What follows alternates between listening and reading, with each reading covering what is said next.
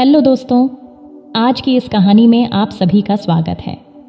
मेरी उम्र 35 साल है, लेकिन मैं दिखने में अभी भी बहुत खूबसूरत लगती हूँ।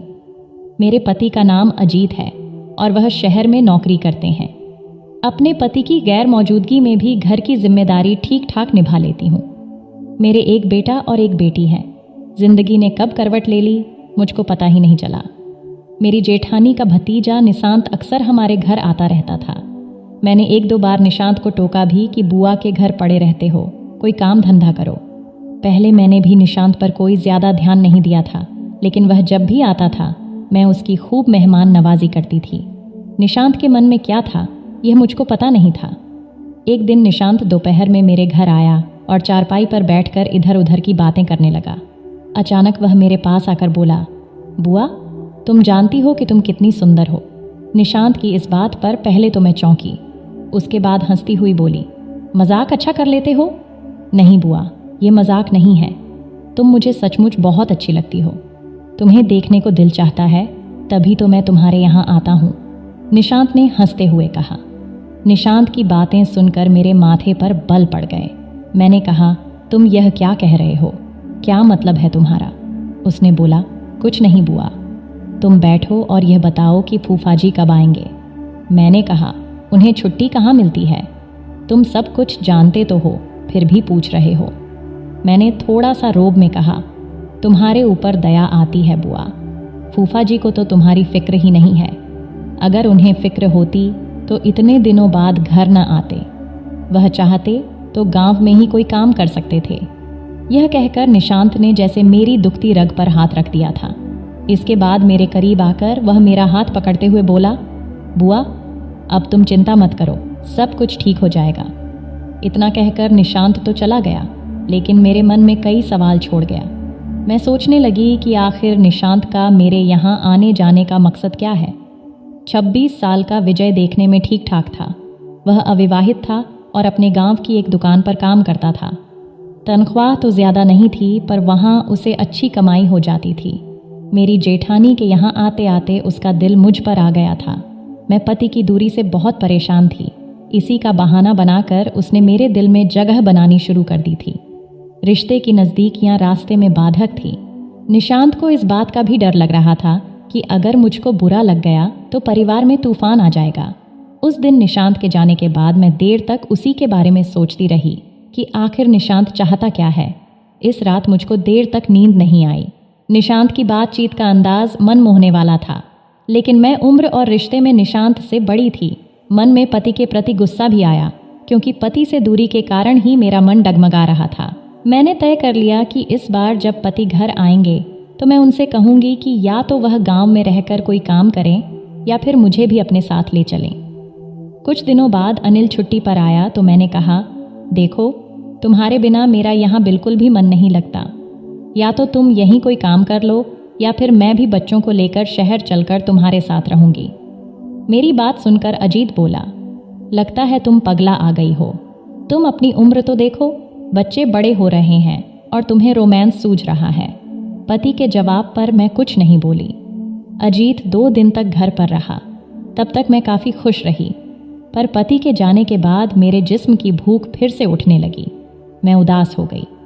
तब मेरे दिलो दिमाग में निशांत घूमने लगा। मैं उससे मिलने को उतावली हो उठी। इतना ही नहीं, मैं अपनी जेठानी के घर जाकर बोली, दीदी, निशांत आया नहीं क्या? जेठानी ने कहा, आया तो था, पर जल्दी में था। उदास मन से मैं वापस आने को हुई। तभी जेठानी ने कहा, शायद वह कल आएगा। जेठानी की बात सुनकर मेरा दिल खुशी से उछलने लगा। मुझे लग रहा था निशांत मुझसे नाराज है, तभी तो वह मेरे घर नहीं आया। अगले दिन अचानक मेरे दरवाजे पर दस्तक हुई। मैंने दरवाज़ा खोला।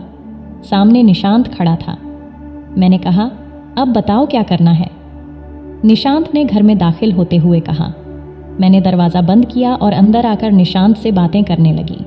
कुछ देर में मैं 2 गिलासों में चाय लेकर आई तो मनीषंत ने पूछा, फूफा आए थे क्या? मैं बेमन से बोली, हाँ आए तो थे, लेकिन 2 दिन रहकर चले गए। निशांत को लगा कि मैं पति से खुश नहीं हूँ। उसने मौके का फ़ायदा उठाते हुए कहा, बुआ, मैं कुछ कहना चाहता हूँ, पर डर लगता है कि कहीं तुम बुरा न मान जाओ। मैंने कहा, तुम बताओ क्या बात है। उसने कहा, बुआ, सच तो यह है कि तुम मुझे बहुत अच्छी लगती हो और मैं तुमसे प्यार करने लगा हूँ। निशांत ने एक ही झटके में मन की बात कह दी। निशांत की बात पर मैं भड़क उठी। क्या मतलब है तुम्हारा? और हाँ, प्यार का मतलब जानते हो? अपने और मेरी उम्र में फ़र्क देखा है। मैं रिश्ते में तुम्हारी बुआ लगती हूँ, निशांत ने कहा। हाँ, लेकिन इस दिल का क्या करूँ जो तुम पर आ गया है। अब तो दिलो दिमाग पर हमेशा तुम ही छाई रहती हो। मैंने कहा, लगता है तुम पागल हो गए हो। ज़रा सोचो, अगर घर वालों को यह सब बात पता चला तो मेरा क्या हाल होगा। निशांत चारपाई से उठा और मेरे पास आकर बैठ गया। मैंने इसका कोई विरोध नहीं किया। इससे निशांत की हिम्मत बढ़ गई। इसके बाद मैं भी खुद को नहीं रोक सकी और जोश जोश में हम दोनों के बीच मस्त वाला क्रिकेट का खेल हो गया। जोश उतरने पर जब होश आया तो हम दोनों में से किसी के भी मन में पछतावा नहीं था। मुझको अपना मोबाइल नंबर देकर और फिर आने का वादा करके निशांत चला गया। उस दिन के बाद मेरी तो जैसे दुनिया ही बदल गई। पर कभी कभी मुझे भी लगता है कि अगर भेद खुल गया तो क्या होगा। अब निशांत का आना जाना लगा रहने लगा। इसी बीच एक दिन अजीत अचानक घर आ गया। उसकी तबीयत खराब थी, पर उस समय घर पर निशांत नहीं था। मैं डर गई थी, कहीं पति की मौजूदगी में निशांत न आ जाए। इसीलिए मैंने निशांत को फ़ोन करके सतर्क कर दिया। हफ्ते भर बाद अमित चला गया, पर मेरे मन में डर समा गया। पड़ोसियों को मेरे घर निशांत का आना जाना अखरने लगा था। आखिर एक दिन पड़ोसन ने मुझको टोक ही दिया, जवान लड़के का इस तरह घर आना जाना ठीक नहीं है। अपने जवान बेटी का कुछ तो ख्याल करो। मैं तुनक कर बोली, अपने घर का ख्याल मैं खुद रख लूँगी, तुम हमारी फिक्र मत करो। निशांत मेरे यहाँ बेखौफ और बिना रोक टोक आता जाता था। पड़ोसियों के मन में भी शक के बीज पड़ चुकी थी। एक दिन जब अजीत घर आया तो एक पड़ोसी ने कहा, निशांत, तुम्हारी गैर मौजूदगी में तुम्हारे घर अक्सर आता है, तुम्हें इस बात पर ध्यान देना चाहिए। इस बात से अजीत को लगा ज़रूर कुछ गड़बड़ है। उसने मुझसे पूछा, ये निशांत का क्या चक्कर है? पति की बात सुनकर मेरी धड़कनें बढ़ गईं। ये क्या कह रहे हो तुम? तुम्हारा रिश्तेदार कभी कभी यहाँ आ जाता है तो इसमें गलत क्या है? घर में जवान बच्ची है, तुम उसे यहाँ आने के लिए मना कर दो। अजीत ने कहा, अपनी बेटी की देख रेख मैं खुद कर सकती हूँ, पर कभी सोचा है कि तुम्हारे बिना मैं कैसे रहती हूँ? तुम लोगों के लिए ही तो मैं बाहर रहता हूँ। ज़रा सोचो, क्या तुम्हारे बिना मुझे वहाँ अच्छा लगता है क्या?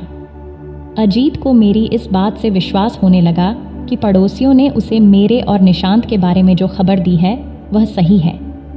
अजीत 2-4 दिन रुक कर अपने काम पर शहर चला गया, पर इस बार उसका काम में मन नहीं लगा। उसे लगता था जैसे उसकी गृहस्थी की नींव हिल रही है। एक दिन अचानक वह छुट्टी लेकर बिना बताए घर से आ गया। उसने घर में कदम रखा तो घर में कोई बच्चा दिखाई नहीं दी। उसने कमरे का दरवाज़ा खोला तो सन्न रह गया। मैं और निशांत एक साथ थे। गुस्से में अजीत ने डंडा उठाया और मेरी खूब पिटाई की, जबकि निशांत भाग गया। पीटने के बाद भी मेरे चेहरे पर डर नहीं था। मैं गुर्राकर बोली, इस सब में मेरी नहीं बल्कि तुम्हारी गलती है। मैंने कहा था ना कि मैं तुम्हारे बिना नहीं रह सकती, पर तुमने मेरी भावनाओं का ख्याल कहाँ रखा। अजीत का गुस्सा बढ़ गया और वह हैरान था कि मैंने रिश्तों का भी ख्याल नहीं रखा। निशांत तो मेरे बेटे की तरह है। उसने कहा, ठीक है, अब मैं आ गया हूँ, सब संभाल लूँगा। मैंने पूछा, मैं आ गया हूँ से क्या मतलब है तुम्हारा? अमित ने कहा, अब मैं नौकरी छोड़कर हमेशा के लिए आ गया हूँ। यहीं खेती बाड़ी करूँगा, फिर देखूँगा तुझे। पति के नौकरी छोड़ने की बात सुनकर मैं परेशान हो उठी, क्योंकि मुझे निशांत से मिलने का मौका नहीं मिल सकता था। मैंने निशांत को सारी बात बताकर सतर्क रहने को कहा। अब मैं किसी भी कीमत पर निशांत को छोड़ने को तैयार नहीं थी। मेरे मन में पति के प्रति नफरत पैदा हो गई। अजीत को अब इस बात का डर लगा रहता था कि मैं निशांत के साथ भाग न जाऊं। अगर ऐसा हो गया तो समाज में उसकी नाक ही कट जाएगी। लिहाजा उसे मुझसे नफरत हो गई। बेटी भी जवान थी, पर वह मेरी ही तरफ से बोलती थी। उसे इस बात का भी डर था कहीं बेटी भी गुमराह न हो जाए। अजीत की चौकसी के बावजूद मैं और निशांत मौका पाकर घर से बाहर निकलने लगे। यह बात भी अजीत से ज़्यादा दिनों तक छिपी नहीं। उसने मुझको एक बार फिर समझाने की कोशिश की, पर मैं कुछ भी मानने को तैयार नहीं थी।